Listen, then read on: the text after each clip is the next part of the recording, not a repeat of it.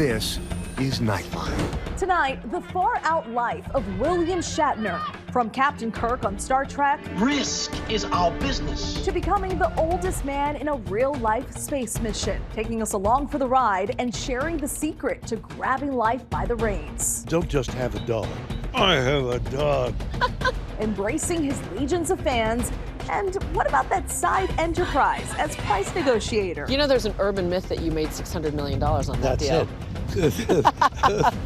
Plus, cuckoo for Labubu, the latest must-have all-age toy craze inspiring Beyonce-length lines to get them. It's still really cute. So cute. Celebs from Cher to Tom Brady, Brad Pitt to Emma Roberts, celebrating on social. I love her. This is my favorite one. Baba. What's piquing the passion for the toothy, trendy plush dolls, and how to score the Labubu of your dreams. Oh, yes, thank God. Finally, the last one, Dada. Welcome home, my daughter. And just like that, a shocking farewell. The emotional post from Sarah Jessica Parker. Carrie Bradshaw has dominated my professional heartbeat for 27 years. Saying goodbye to her most iconic character as the show's fans react. And then you're just gonna take it away from me? From ABC News headquarters in New York, this is Nightline. Good evening. Thank you for joining us. I'm Stephanie Ramos. Since becoming a global celebrity for playing the iconic Captain Kirk on TV's Star Trek in the 60s, life has been very good indeed for William Shatner, who always seems to stay in the middle of the cosmic action. We take another look as he tells Nightline co-anchor Juju Chang that's just how he likes it. William Shatner does not act his age. Here. At 94, he still rides his beloved show horse in the same way he's lived his life, with uncommon talent and lots of gusto. Not only is your lifespan a testament to longevity, and I'd be curious what your secrets are, and if it involves horses. Yeah. Well, horses being an example of doing something you like. Is that the secret to longevity? I'm surrounded by things and people that I want to be with and want to do. You're in it. You're into it. Whatever you're doing. Well, I think so. I don't just have a dog. I have a dog, you know? Completely. His outsized passion, risk is our business, infused into his long roster of memorable characters, turning him into one of the most recognizable actors across decades. the needs of the many outweigh the needs of the few. Star Trek's Captain Kirk. Boston Legal's Denny Crane. Denny Crane. T.J. Hooker. 4 Adam 30, now westbound on Ellendale. And before that, he ventured into the Twilight Zone. There's a man out there. What? So you started working I started working on it, and I thought... We caught up with Shatner in his happy place on a windswept day in the Santa Monica Mountains with his prized horses and his equestrian wife, Elizabeth. And he is not slowing down. He's still throwing himself into countless projects, hosting the popular History Channel show, The Unexplained, which needs no explanation. What is it? Where does it come from? How many are there? Hello. Of course, there are the endless TV appearances on classics like The Big Bang Theory. You're William Shatner. You can call me Bill. Well, can I call you Captain? No. Born into a Jewish family in Montreal, his career started early on TV and on stage. When you think back to your boyhood in Canada, was Hollywood always the dream? Was acting always the dream? I've been led by some unexplained force. But I was in a play when I was 6 years old and moved the audience and applause, and my father picked me up and said, "My boy, Bill." So something, that approbation, made me continue on. I've never done anything else. For many fans, it's his swashbuckling portrayal of James T. Kirk over 30 years, headstrong and charismatic, that helped launch an enduring franchise with movies and merchandise. But the original Star Trek show was canceled in 1969 after just 3 seasons. Well, I had just come off of the Shakespeare Company. You were a Shakespearean thespian. You're right, Now you're a starship captain. Right. In every revolution, there's one man with a vision. Except that there's an energy that stage actors need to have. So I gave it that kind of impulse. I think I've learned over the subsequent years to do less, but I'm not sure that if something else came up like that, that I wouldn't have that same theatrical energy that I think is commanding your attention. Star Trek broke boundaries with a multicultural flight crew.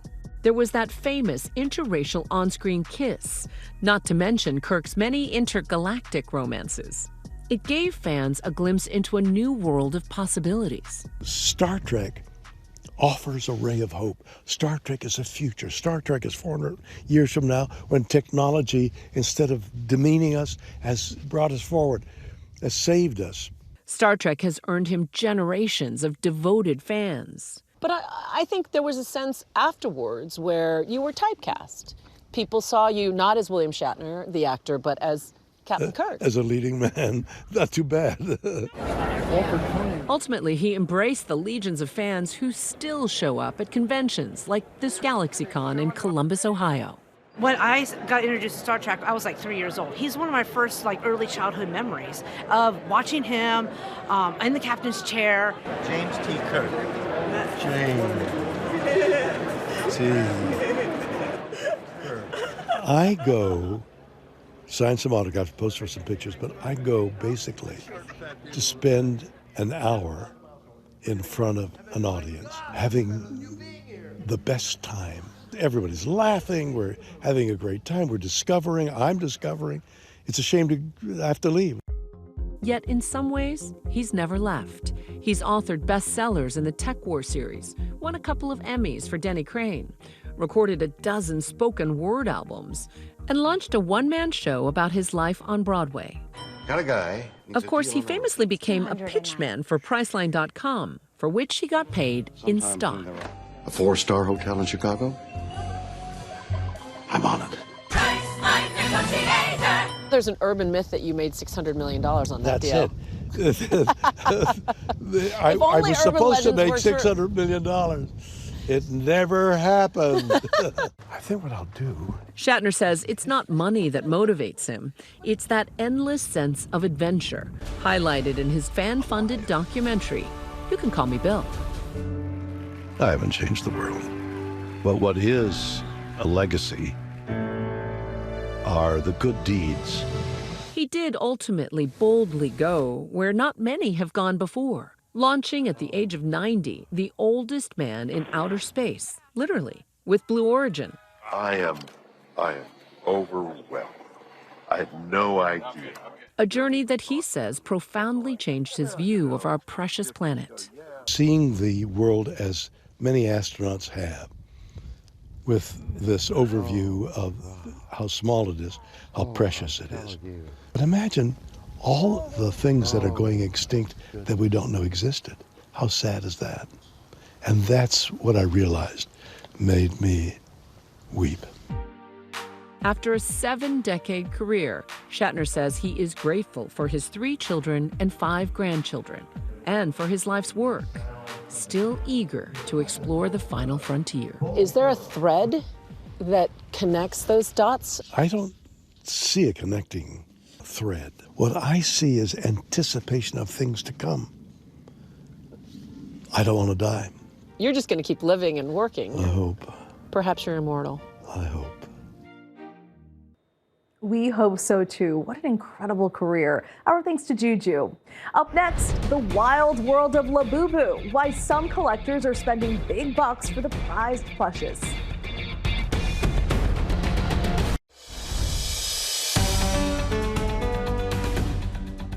Welcome back.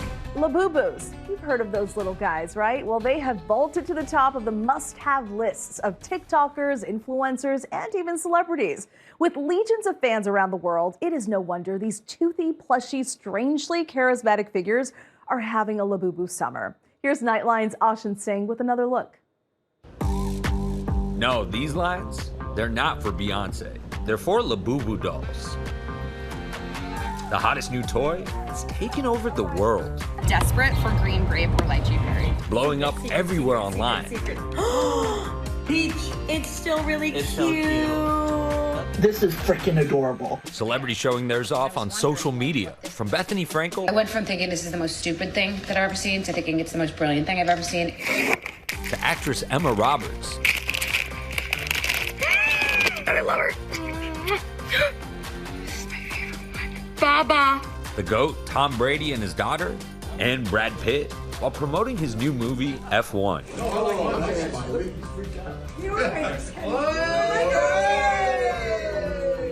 Lizzo posting a remix shouting out her Labubu. What can I say? Take off the foo-foo. How you talking about me? Can't even outdress my Labubu. Sarah Jessica Parker learning about them on the Call Her Daddy podcast. So are these like dolls? They look like Cupid dolls. And Cher, spotted with one hanging off her purse at the Tribeca Film Festival and nabbing the spotlight at the NBA playoffs on TNT. I got a damn bunny on your hip. With all the hype for these toothy plush accessories, are you ready for Labubu summer? It's actually insane. People will do anything for Labubus. Kids and adults alike have gone loco for Labubus. Manufactured in China, and now $1 billion plus industry worldwide. You only have a very small window to get it. And if you don't, then the only way to get it is through a collector that's gonna give you 2, 3, 4 times the price. Superfans telling us they spent big bucks to grow incredible collections, or to get the rarest ones. This whole thing is a bit of a gamble, right? That's the rush of it. That's why people love it so much, because it's a nice rush of dopamine, like you don't know you're gonna get anything. But why have these little dolls unlocked an obsession? And you were saying that if you were walking around the streets of LA with one of these right now. Yes, I see people get jumped, car broken into. How long until the Labubu bubble bursts? And how can you get your hands on the Labubu doll of your dreams? She's my ride or die, you know, she's always with me. Kevin Yoon is a 23-year-old vlogger. He posts viral toy videos on YouTube, including his Labubu collection. The dolls retailing for about $30 each. It's an investment for sure. This is like walking around like equivalent to like a Birkin or something. No way. So how much would this resell for? Right now, I would say it's around like 200, 300. This one right here. Over the past 6 months, Kevin says he spent more than $1,000 growing his Labubu doll collection. You bought your first one in January. In January. And how many you own now? I think I own like maybe 20. And my boyfriend owns like probably like 25. 32, yeah. So in 6 months, between the two of you guys have collected between 40 and 45 Labubus. Yeah. Look at them. I didn't realize how many Labubus I have, but this is all the plushies we have. I know, this kind of look crazy. We got one through Restock, we got it online, we got it in person. The dolls, often sold in blind boxes. Rip. You don't know which Labubu you'll get, driving fans to buy more in hopes of unboxing a rare one. Oh, yes, thank God. Finally, the last one. Dada. Welcome home, my daughter. And powering profits for Pop Mart, the company that sells them, who tells us the recent Labubu drops have sold out within minutes, both online and in store. And then you have a lot of people on TikTok and stuff like do a blind box opening events. It's kind of like Pokemon where you get your card, you're not sure what you're gonna get. These kind of blind box motions help inspire people to keep wanting to collect and collect and collect. Once these little gremlins are out of the box, some are selling for hundreds, even thousands on the secondary market, like this one on eBay. We've seen price tags ranging from 20 bucks to almost 3 figures. Is this a toy for everybody? It depends on how much are you inspired to grab and collect. A 4-foot-tall Labubu-inspired doll drove a fierce bidding war in Beijing, fetching more than $170,000. The fuzzy phenomenon sparking this fashion show in New York City. Some even getting their Labubus tattooed. But when hunting for your own Labubu, be warned, there are also fake ones being sold. People aptly naming them LaFufus. This is not bad for $8, actually. Fake or knockoff products, they diminish the quality of the actual product. They also offer kind of like a lie to the consumers, especially if you're trying to, you tell someone who's not familiar and they get confused of which one's the real one or not. People are collecting them for many reasons. Look at this. For Kevin, it's fashion. I I have the Labubus of the color of the rainbow and neutral colors too. So I feel like I can match my Labubus with any outfit I want. And it's a nice little pop of like little cuteness, little like nice conversation starter. So I love doing that with my Labubus. But he also says it can be just a comforting toy that reminds him of simpler times from his childhood. I had a really good childhood where toys was like a big part of my life. I always played toys and games, and it made me so happy and it was so carefree. Growing up, we connect to the world through toys. And then you grow up, and then you the nostalgia connection to it. The rush for Labubus?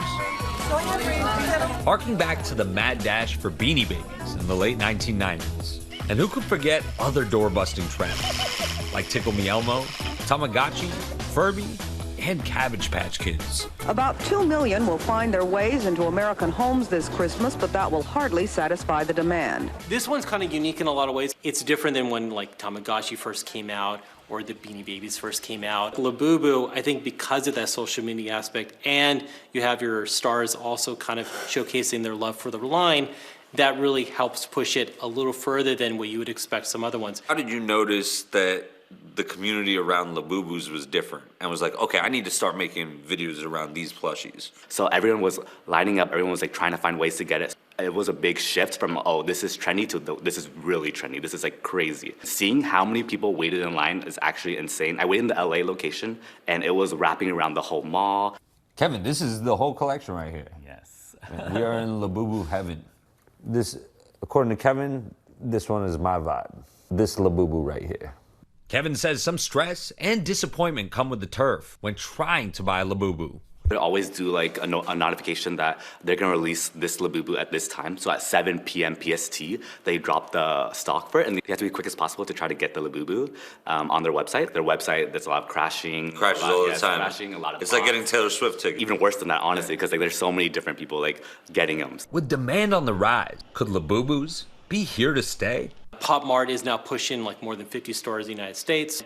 They don't seem like they're slowing down. Having this carefree and like forgetting about life for a little bit is super nice, because like being an adult is very stressful and very overwhelming at times, but having just a little part of my life where I can just like sit down, open a blind box, or like look at my toys and like be happy about it, it's super nice and like really good to like not overthink about life.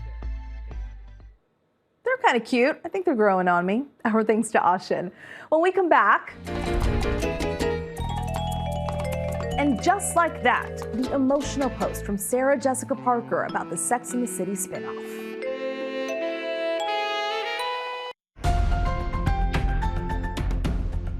Finally tonight, the end of an era, just like that.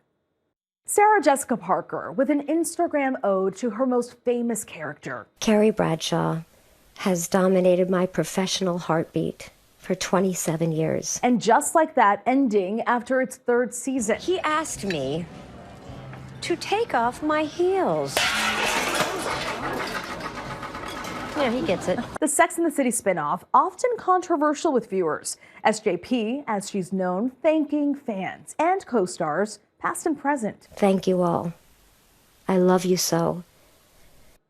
The end of an era. That's Nightline. See you right back here Monday at the same time. Thanks for staying up with us. Good night, America.